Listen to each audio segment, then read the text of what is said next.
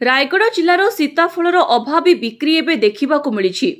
जिले में सीताफलर व्यापक उत्पादन सत्वे स्थानीय चाषी और उत्पादनकारी उचित लाभ मिलूना। रायगढ़ जिलार बाईसिंग, मिरीबाली, पितामहल, केरेड़ा पंचायतर विभिन्न अंचल पहाड़ और जंगल में हजार हजार संख्यार सीताफल गछ रही। आदिवासी माने सेठारु एहाकु संग्रह करी झुड़ी रे धरी बिक्री करिपाकु रायगढ़ आसंती, किंतु सेमाने दलाल मानकर शिकार होई सीताफलर उचित मूल्य पाई पारु नाहंती आदिवासी माने, जहा फलरे सेमाने परिश्रमर सठिक पाउना पाई पारु नाहंती। गोटिए झुड़ी पिछा मात्र 120 रु 150 टंकारे बिक्री करिबाकु बाध्य होउछंती। एठाकार सीताफल पड़ोशी आंध्र, छत्तीसगढ़ और महाराष्ट्रर व्यवसायी माने एठारु सस्तारे संग्रह करी सेठारे चढ़ा दर बिक्री करुछंती।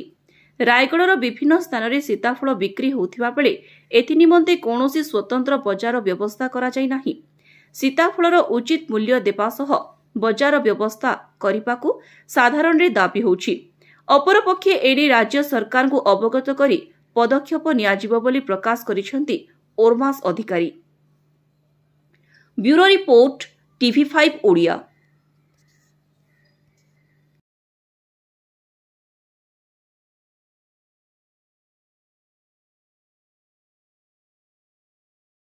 प्रतापवाला भाजपा जिला संपादक। आज्ञा देखु आमर गारे जोटकार पहाड़ एरिया लोक आत्मबल बिकिकी से आत्मनिर्भर होटा गोटे तांकर जीविका चाषर गोटे जीविका हो सारा। तेणु एवं आपण मैंने देखुवे आंब बोली स्पेशली आमर एठिकार प्रशासन तापाई गोटे आंब बजार कर धान धान स्वतंत्र रोचे। तेणु आमर दाबी उपस्थापन अच्छी जे यही आतपल को आंब भाया गोटे बजार करा जाओ, जहाँकि उचित मूल्य से माने बिकिपारे, जोड़ा कि दलाल माने आज अल्प मूल्य से माने विभिन्न राज्य को पठाउछन्ते, आंध्र पठाउछन्ते, आमर छत्तीसगढ़ पठाउछन्ते, विभिन्न पड़ोशी राज्य को से माने जो कम मूल्य रे नहीं से अधिका मूल्य रे जो बिकुछन्ते।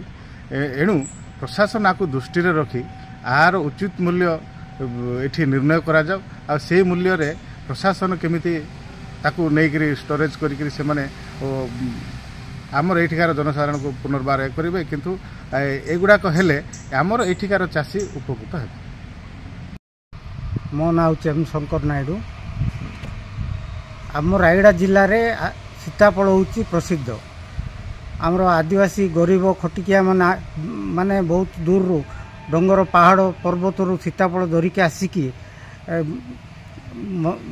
बाहर राज्यर दलाल माने मझी बाटे जो से जगिकी कम मूल्य रे किणुचंती।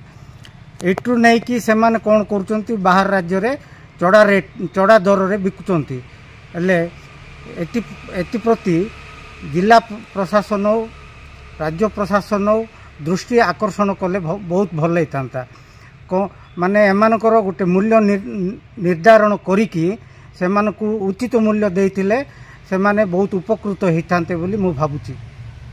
सीताफल वर्तमान रायगढ़ रे आमर ये प्रडक्शन अच्छे रायगढ़ किलो प्रति 50 टका लोक ए वर्ष बिक्री कर प्राय झुड़ी गोटे गोटे झुड़ी 250 टका 300 टका गोटे गोटे झुड़ी सीताफल बर्तमान बिक्री हो एवरेज 50 टका प्लस रेट बिक्री होराज आम टर्मिनाल मार्केट 60 टका हो।